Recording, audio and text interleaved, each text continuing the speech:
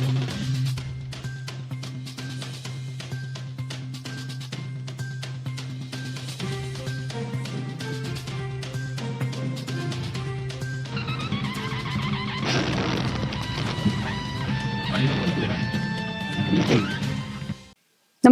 आपण पाहता हिरकणी न्यूज.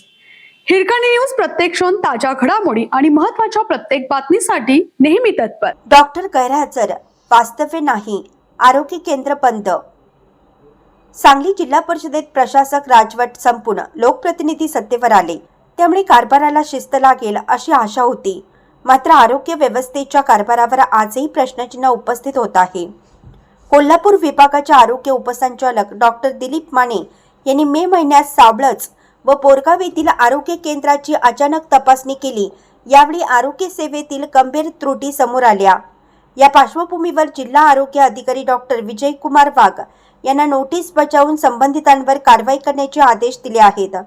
सावळज येथे बस्तवडे उपकेंद्राचे समुदाय आरोग्य अधिकारी काम करत होते, तर त्यांचे मूळ कामाचे ठिकाण असलेले बस्तवडे उपकेंद्र बंद ठेवण्यात आले होते. सावळजचे वैद्यकीय अधिकारी रजेवर असल्याचे सांगण्यात आले, मात्र त्यांचा रजेचा अर्ज दाखवण्यात आला नाही. दुसरे वैद्यकीय अधिकारी हेही कोणतीही पूर्वपरवानगी न घेता गैरहजर असल्याचं निदर्शनास आले. या दोघांना खुलासा सादर करण्याचे आदेश देण्यात आले. वर्षभरात केवळ 17 प्रसूती झाल्याचे नोंदीत दिसून आले. कुटुंब नियोजनाच्या 143 उद्दिष्टापैकी फक्त 63 शस्त्रक्रिया झाल्या होत्या.